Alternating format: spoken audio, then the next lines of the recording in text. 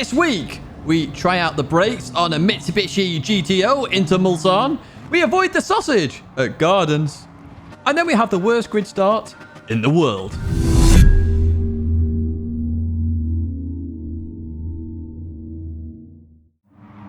Hello everyone, and welcome back to the Gran Turismo Weekly Race Guide here in 2022 now. It's also week 2, so it is all the 2s this week.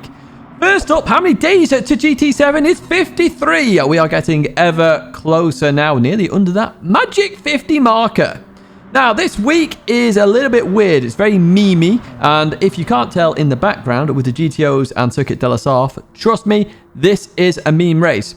First up, though, the timestamps there. If you do want to check out any part of this video just for a specific section, do check that out. Of course, Race C has no guide this week, just due to where we are. Now, Race A, here we are. We are with the Mitsubishi GTO at Circuit de la Sarthe, and we have no chicanes. It is literally Gran Turismo 1-esque with that GTO. Of course, that was one of the fastest cars in Gran Turismo 1. And we're going to try and go for top speed runs here down the Mulsanne Straight. Now, in terms of the race details then, it is 1 lap here at the Circuit de la Sarthe. It's a grid start, you don't need traction control, and we are on the sports hard tyres. Nice and easy, nice and simple, but because it is only 1 lap, I did do this race twice, so sit back, relax, and enjoy the fun of memes with Race A. Here we are then at the start. Get ready to flash away, boys and girls, if you are in this. So here we have the Spanish versus the British, apparently. Spanish starting towards the front, the British towards the back. Let's see how this goes with the odd other person in there as well. Brake balance, -1 is what I chose. Let's see what happens here then. So foot to the floor, no traction control, nothing needed here. The car is slow enough and grippy enough for you to just take off. And here we go then. So we're going to sort of fall into line here and see what happens. We've got a little bit of a better start than a Spaniard up ahead, which means they must have just changed gear in a very weird way. But as we head towards turn 1, this is where the memes all start to kick off here because people brake everywhere here. And as you see, people braking early, and I decided to lift off a little bit, try to go around the outside. We're 3 wide, slight tap there in towards the first part, and then I'm on the inside there. So that was, I think, fair in my opinion to stay there, and there was lots of room on the exit as well. So we do get a position there, up into P7, Dot Brown up into the cursed one. Of course, we've raced with Dot Brown a few times, so my goal here is to get behind Dot Brown and hopefully work together down the Mulsanne. Let's see what happens then. Through the right-hander we go, and we're still staying fairly okay. Dot Brown on the inside at Tetra Rouge. Now, this is dangerous to go side by side here. I think they hit the handbrake there, does Viraco. I'm not too sure. They don't get a penalty, of course, for running wide, which is very deadly here. We'll show that later on, as you see someone in the distance does. But we do get past. We're into the cursed position. As we now look to get the slipstream. We advance a bit further on here in terms of Speedy Gonzalez. We'll slow it down a bit just to show you the impact of a penalty. As we watch Nico Smart just disappear backwards there. Look at that, losing so much time. So really don't run wide at Tetra Rouge, but we'll go through that on the lap guide in race 2. Let's fast forward a bit further. Look at this, coming into the final corner. Dot Brown pulls out of this early, which scares me a little bit, but I control the braking quite easily here. And this is what's going to happen constantly here, is people are just going to come in behind and start pushing your rear end and pushing you out wide. Fortunately, we only lose 1 position there, or technically we actually gain because people made mistakes. But that corner, Mulsanne corner, is going to be the big meme corner this week. Every race, you will have somebody going off or planting somebody to the realm. As we come into here, though, I hadn't done this part of the track because it takes so long to get there. I got it all wrong. I went to see Barry R. Hello, Barry R. How are you? Boink. Yep, indeed. So we're going all the way to the back. Other people visiting the same place as well, including Dot Brown. We had no time between race C and race A because this was the last race I did today. Technically first race you're seeing, to practice the last part of the circuit. I had time for the first part, but not the last, and that's why you need to practice. So I was just putting that one out there. Let's fast forward a bit further on then, because we're heading to the Porsche Curse, which again I've not tried yet. So in we go. I sort of guessed where the speed would be, and we see 2 people off there. There was a Spaniard and a Frenchman. They're off there. So we've got Nico Smart ahead with a penalty. This is a nicer penalty line, if I'm honest, compared to the other one. As we then go through here. So we're looking down the inside. I'm looking to try and just get alongside, be alongside here to get the advantage. We nail that beautifully. But I sort of had a funny feeling to just go for it here, and they did indeed. A little bit of a push there, so I can cut the corner a bit more and not get penalised there. We continue on. And then they pushed Dot Brown. I'm not sure what that was about with Dot Brown, but hey, Doc Brown still got ahead anyway. So, yeah, that's it. Cursed position for the meme race. How about that for an ultimate meme? Anyway, here's race 2. I'm going to go through a lap guide here as well. So, same again. No traction control needed. We set off. Now, the thing with turn 1 is I'm going to point out the brake markers, but it's how everybody else brakes, is how you brake, basically. And sometimes it can be all over the show, and this one is all over the show. We're going to head into here. Now, on the right-hand side, you've got the total sign, which is what you use when you're time trialing, and then you've got that lamppost there. Now, you're actually braking in between the two. You can actually brake at the lamppost if you're out front. But here, you notice someone broke really early here, so I'm trying to slow it down. We're going to end up nearly 4 wide, and I've nowhere to go. The French driver comes through. It all gets messy. Very, very messy turn 1. Again, it's because people are braking in different places. As we go through the week, it'll get a little bit better, but at the moment, it's carnage. It's pure carnage. Trust me, every race will be like this. Anyway, heading towards this turn. On the right-hand side, we have that lamppost tannoy thing on the right-hand side. I use that as a marker. As that hits the edge of your screen, that's what I'm braking. I'm going to stay in 3rd gear throughout this entire section now because it's just nice to keep the car balanced. In road cars, it's more about balance and making sure the weight doesn't shift everywhere in order to get the best results out of the cars. And towards Tetra Rouge then, this one you have to be very careful. So I use, as the tarmac starts to get bigger, I use that as a marker. And then you want to be hitting Tetra Rouge apex around 90 miles an hour. Once it's 90 miles an hour, you know you're going to make it through the corner. That was 88, but 90 is your goal, your ultimate goal. And do not go wide. As I say, there are penalties there, and there's 1 penalty. There's 2 penalties for the drivers up ahead. And that is significant. It is very, very, very significant. But rather than see the penalties, I say it's huge. It's like over a second. We're just going to advance further on then towards Mulsanne. So, Mulsanne, you see the 200-meter board, you prepare. So you see I've lifted off here. I've lifted off because I know people are going to start braking or doing weird stuff here. People still don't know the braking. The 100-meter board is your actual brake marker. That is literally the braking zone in time trial that you want to use coming into this corner. You can brake just after it, but the car will get a little bit sketchy. We just tapped up Brown here. Nothing major. We'll get the car stopped. We were all prepped. But behind, obviously, everybody launches it to the realm and forces everybody off. Unfortunately, I go into Helio there because I got absolutely punted. It's one of the French drivers, I'm aware, from behind because both of them were absolutely flying everywhere. Anyway, we're in P2. Happy days. Happy days. Let's advance a bit further on then towards Indianapolis. So as you head towards this corner then, what you're looking for is well, I look for the green. You can use a 100-meter board. I look for the green. And here, I'm staying in 4th gear. I'm braking, but not 100% straight off the bat. I'm trying to balance the car, basically, in towards the corner. 100% a little bit there. See how I'm balancing the car? And then in we go. We get a slight tap from behind, but that's nothing major. They were trying to stop the car there. It was just a little mistake. But we survive. You bounce the car through Indianapolis. It's very hard to do. Now, this corner here, Arnage, is always the last tree on the right. It's always my same brake marker. It's very nice and easy. Nobody's wiping out a tree. Let's put it that way. So use that as your marker. Sometimes it may feel a bit slow, but trust me, just use it. It's safe. You want to be safe here, not crazy.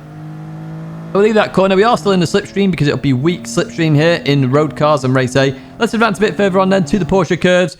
You want to use the post on the right hand side. Basically, as you see, that cable goes across the circuit. Look for that post on the right hand side and you're going to start braking. Now, 100 miles an hour is the perfect apex. You want to be in 3rd gear. I wasn't sure here, 3rd or 4th gear, but it's 3rd gear. 100 mile an hour apex is the perfect one if you nail it properly. We don't quite nail it there. And you're going to balance the car through the entirety of the Porsche curves. It's on and off throttle. Coming through here, balancing the throttle 25%, and a little dab of the brake here.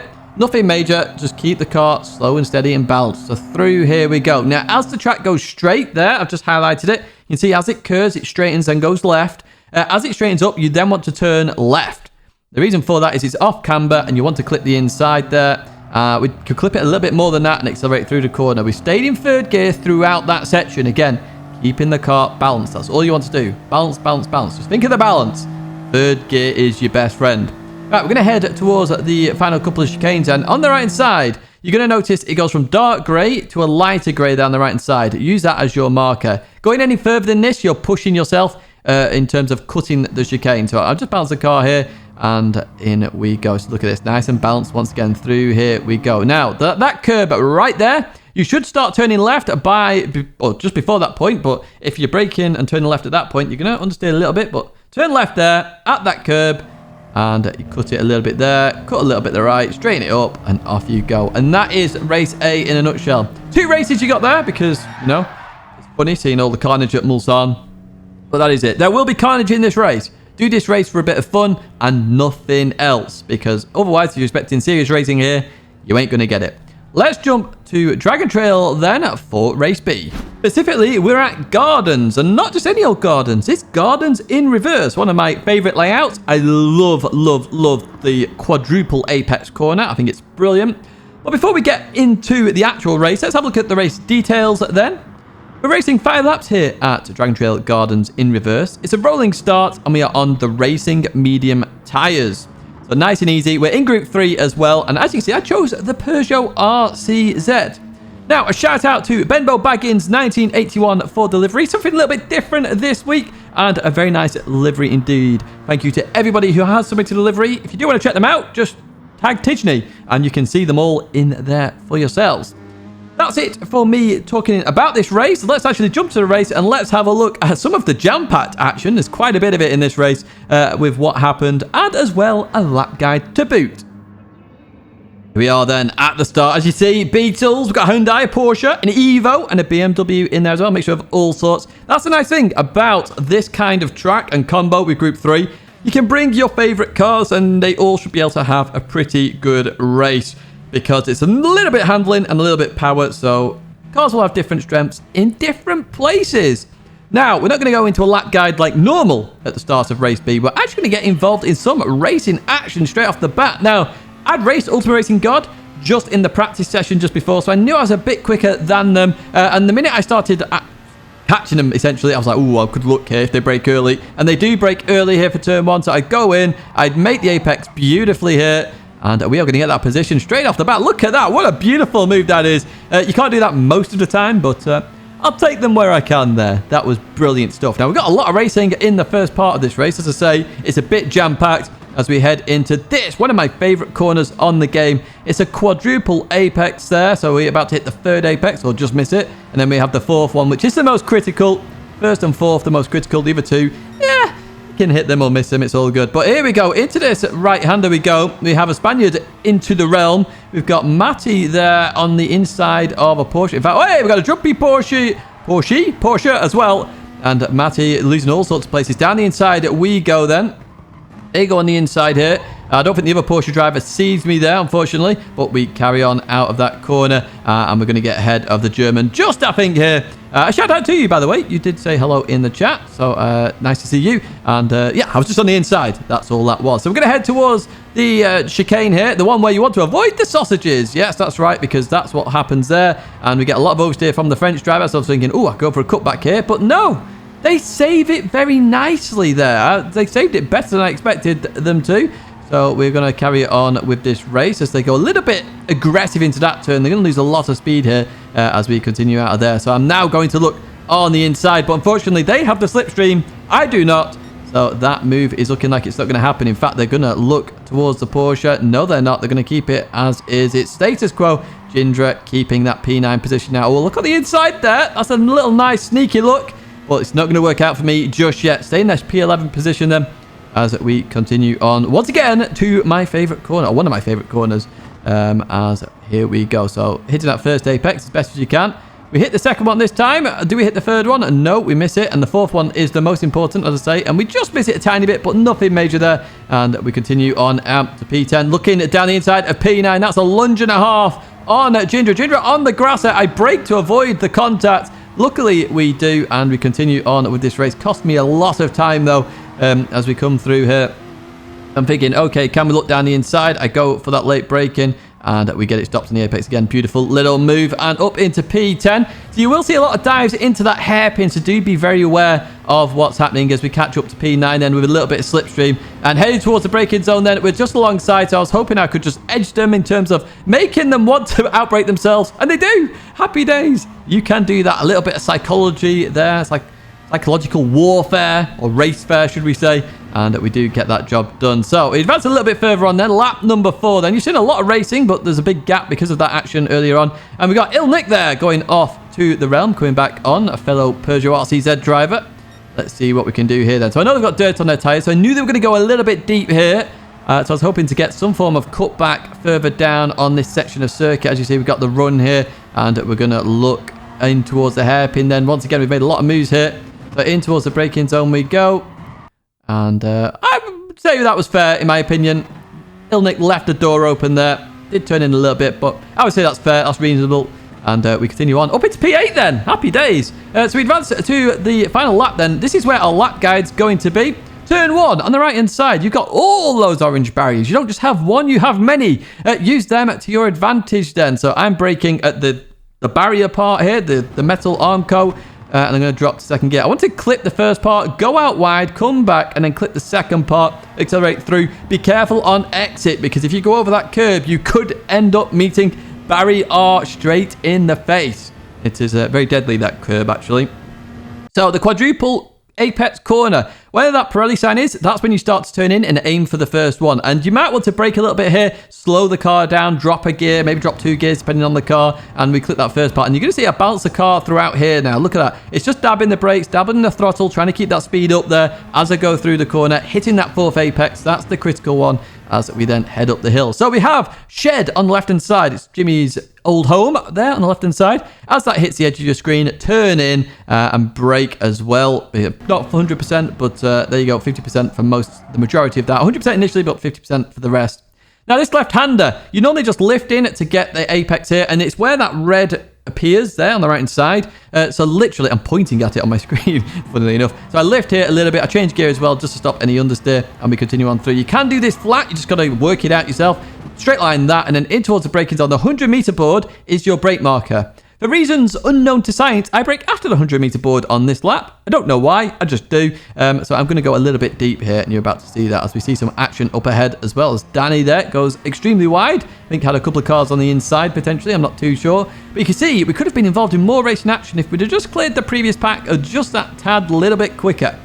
Right, we're going to head to the deadly chicane then. So you want to avoid sausages here. You can sort of navigate them, put them in the center of the car, but in the race, I would advise avoiding them. Time trial, go for it. This one not. 100-meter board is your brake marker, and I'm going to brake, and I'm making sure I avoid the first part. The second sausage, you can aim for a lot better, and that's how you do that. And then you want to slight lift and go through there. Don't brake for that corner. Slight lift, turn in. It should be happy days. The final corner then, there's a tree on the right-hand side. It's always been the tree I use. So as that leaves the screen, you want to turn in. And this is where you then bounce the car with the throttle. That's all you're doing here. As you see here, balance, balance, balance. And then when I hit the curb, I then full throttle through the corner. And I should then make the exit, as the Evo goes into pits for reasons I'm unaware of. But that's it in terms of that race. You can have some good racing here. Do expect a little bit of carnage at that hairpin, I suspect. But yeah, that's it for race B. I like race B. It's a good race B. Let's head to race C then, which I really don't like. Welcome to the Nurburgring, specifically the Nordschleife, or however you want to pronounce it. Yes, it is my unliked circuit. I absolutely do not like this circuit for racing whatsoever, because I just think it's a time trial track. Don't get me wrong, it's a good circuit. I'm not saying it's a bad circuit. I just think it's bad for racing. But even so, we'll still have a go at it, and I'll show you what happened in that race. Let's have a look at the race details first of all. We're racing 2 laps here at the Nürburgring. It's a grid start with a false start check, and it's a pretty dodgy grid start, if I'm honest. Racing hard tyres only, ×2 fuel, ×5 tyres. No strategy in this whatsoever. It's just 2 laps, flat out racing, and it's quite a short one as well for Daily Race C. Big thanks to Psycho Killer 69 for this livery. This is a beautiful livery. A part of Driver's Room, of course. Do check them out. This has all the community championships on there and bits from the past. This is a brilliant, brilliant livery. Thank you so much for this. Without further ado then, let's jump to the race then and let's have a look exactly what happened. And this time there is no lap guide. I don't do a lap guide for the Nürburgring. It's too long and the video would be an hour. So it's just the race, but you get a feel of the race all the same. Here we are then at the start. We've got a lot of GTA 86s towards the front. We've got a Ferrari in there. We've got some FF cars in terms of the Scirocco. We've got some 4-wheel drive cars. I'm not really sure what will be the OP car here. The BMW was top in terms of time trial. I went with my trusty Ferrari because it's good in all areas, really, speed and handling. Now, it is a full start check, so I use handbrake for this rather than the brake pedal. That means less travel to let go. Somebody jumps it in the distance there, the South African, and off we go then. And I didn't even need traction control in the Ferrari. That's how nice that is. Some cars you will do, like the FF cars. So, Doc Brown, going to clip the barrier then. So, I'm going to look for the run on Doc Brown straight off the bat here. And Doc Brown gives it me there. So, shout out to you, Doc Brown. Thank you so much. Obviously, you don't have to do that. And in towards the left we go. So I use the end of the barrier if you're interested in terms of turn 1. But I'm not doing a lap guide here, as I say, because it's so long, this circuit. It really, really is. And I'm not a master of it at all. As you see, the Viper goes off in the distance then. That's Fico. And into the right-hander we go. So I knew they'd have dirt on their tyres. I knew they would be struggling a little bit here. So we do get a good run off there. It's like we have Noz, like literally on the back of his car here. And we go on the inside. They give me room there, which I was surprised. Because this was side by side. And I was like, oh, okay, you must be giving this up. Goes for it, so I have to brake there. And I do give enough room on the exit. Unfortunately, they just misjudge it. Just that tiny bit. And off to the realm for them. So up into P12 then. Not doing too badly at all here at the Nurburgring as we hit the foxhole. Which, of course, if you don't know, the first Gran Turismo Sport video at E3 I was involved with at the foxhole. I was actually in it. So you can check that out if you really want to. It's a brilliant little video. I'll put it at the end of the video as well for you to check out. Up ahead, we've got some side-by-side action with the BMW and the Ferrari as they head in towards the left. I thought there'd actually be carnage here, but they managed to sort themselves out there. Some beautiful racing in the distance, and my goal is to catch up to these. But of course, the Nurburgring, overtaking, very, very difficult. It's why I don't like it as a racetrack. I mean, you've seen I've made 2 overtakes, which you could say, oh, there you go, Teach, you've made some overtakes. But look how small the circuit is. It's very, very difficult. Now, unless you're a super alien and able to judge distances by the millimeter, there's always going to be contact when you have races here. And as you can see, I'm now stuck behind the Belgian driver in the M4 because I can't go for the move. I'm looking. If I go for the dive, I literally hit the driver and then cause a crash, which would have been my fault. I have to sit here and wait for an instant or put pressure on them, which I do try and do throughout the race. Like I did with the Viper, it was a bit of pressure there and they made the mistake. So the BMW gets a fantastic run out of that corner, my word. That was a brilliant run on the Ferrari and it's going to go around the outside of the Ferrari here potentially. Let's have a look actually. They're still side by side. Through there they go. Brilliant racing from these two. Moscafi and Joy. Shout out to you both there. Beautiful stuff. It reminds me of the World Tour with me and Alegna going side by side at that moment in time. So at this moment, there's not really anywhere I can go. So I go for the bumper draft in here. Trying not to waste time and hopefully gain some positions later on. So back out of this a little bit. And I would recommend backing out of being right behind somebody at the Nürburgring because you're still in the slipstream. You've not lost a whole lot of time, but at least you can see the corner when you're on this camera, of course. So in towards the fast right we go. We are heading towards the carousel. And you've seen this line of cars now. We've been in this line for a little while. A little while. Since the foxhole, basically. Just after it anyway. And it's status quo. It's still status quo. I can't go anywhere. This is what frustrates me here because I can't do anything. I just have to sit here and wait for something to happen rather than diving for a move. Now, if you see people diving for moves, they're more than likely going to cause a crash. And then that's why I don't like this. And look at this. We're having to wait until the straight. We're nearly done. And, well, what, 3/4 of a lap here before we've even got a chance to go for an overtake. And we've had a bit of a bad right-hander there. So we've got a little bit further back. Now, the leader of the train here is in a bit of a sticky situation, of course, because they have no slipstream. We have the BMW with slipstream, we have the Ferrari with slipstream, and we have myself with slipstream. So you see the Hyundai just dropping, and they're going to pull in towards that slipstream, which is fair do. So I go, yoink, I've got the overrun here. I'm going to get this done nice and easy. And this is the main place for the overtaking. As you see, the Ferrari's right behind the BMW. The BMW has some serious speed here. I'm not sure whether they're bumper drafting or not, but some beautiful racing there. And as we come into here, they brake a bit sharper than I expected, so I brake sharply, and then I think I scared Vendetta behind, so apologies for that. But in we go, and once again, look how small this track is in terms of width. This is the problem here in terms of racing. As we come through here, all over the back of the Ferrari. So at this moment, I'm like, right, I'm going to have to put some pressure on here. So I start, like, showing my nose a little bit here. I'm like, oh, I want to go. So I think I scared Moscafi there into a mistake into turn 1. As we head down here then, and this is obviously a fast section that if you do get wrong, you are into the realms. Through the right-hander we go. Again, I'm just looking. I show my nose a little bit. I'm like, whoa! Now, some people get scared that someone's going for the dive there and back out of it. They don't. They obviously know I'm a clean driver, which is good to see. So through the left we go. So I'm putting all this pressure on to try and get the position now. I need to make moves here. It's the only way to do it. And they do suffer from the pressure. They make that mistake. And up into P10 we go. Happy days with that one as we continue on through. So, we've had a bit further on, and we find an FF car in all sorts of trouble here in terms of Karim. So, through the right-hander we go, and they're going to head off as well. So, like, oh, where are they going to go here? So, I did have a look down the inside, but again, nowhere really to go there. And then they brake quite sharply. Maybe expected me to be there, so a little bit of contact. So they want the hazards on to apologise, which is all good. It's just racing. You can see that we're both trying to be clean. It's all golden at that point. No need to whack the hazards on, of course, and in towards the braking zone we go. and it is status quo. Oh, Vendetta got close to me behind then. Got a little bit close as we continue on out there. So I'm still looking to try and get past this FF car. And again, I'm on the inside here. Look how small the track is again. There's nowhere to properly go for a move here. You're sort of stuck. I tried to go for a cutback. They defend that extremely well there, just carry him. And we continue up in towards this right-hander then and accelerate out of the corner. Again, we've got a good run once again. We are literally the width of the circuit here. 2 cars, the width of the circuit. As we head towards this left-hander. I was a bit concerned about understeer from the FF car. They just hit a bump a little bit, so I have to let off here. And I'm down the inside again. That wasn't actually meant to be a move. I was just there, really. But through we go, and we continue on. And they're going to whack the hazards on again to apologise for that slight tap. All good, mate. Thank you for the apology all the same, though. As we advance further on in the race then. So Karen makes a huge error up at the top of the hill. Down in towards the left-hander. And then in towards the right here. And I'm going to discover new track limits. So believe it or not, that is a penalty, as you're about to see. I have no idea why, so do be careful at YouTube corner. Because, yeah, apparently penalties if you run too wide, which is a little bit scary. But, hey, it is what it is. We have to take it.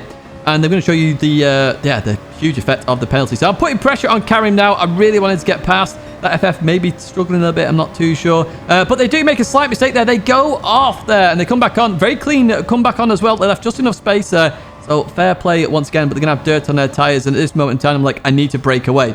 Now, fortunately for me, they actually get a penalty for that slight cut as well, I believe. And this is a penalty. So we're 9 tenths technically behind the Belgian driver. Just look at how much this penalty impacts me. It was the tiniest of track limits. I don't believe this is a very fair penalty. Let's put it that way. So we're up at approaching a second now. There it is. That is a second lost already. As we continue on. So that's 1.1 seconds. And I am concerned now about behind. Karim's obviously got the power of the FF. That can obviously catch up to me. We're at 1.2 seconds now, that penalty.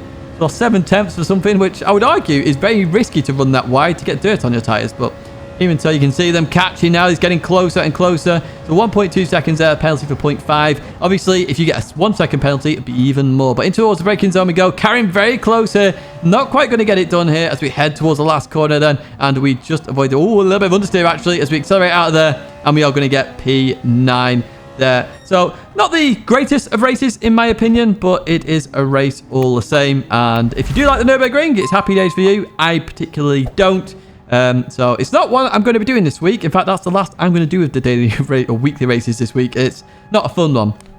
But that's it in terms of the video. I do hope you enjoyed it. Please do leave a like if you did. Please do subscribe to the channel if you want to stay in touch with all the content, including Gran Turismo 7 stuff. But that is going to be it for me now, folks. Enjoy your week, and I hope to see you in another video or live stream very soon.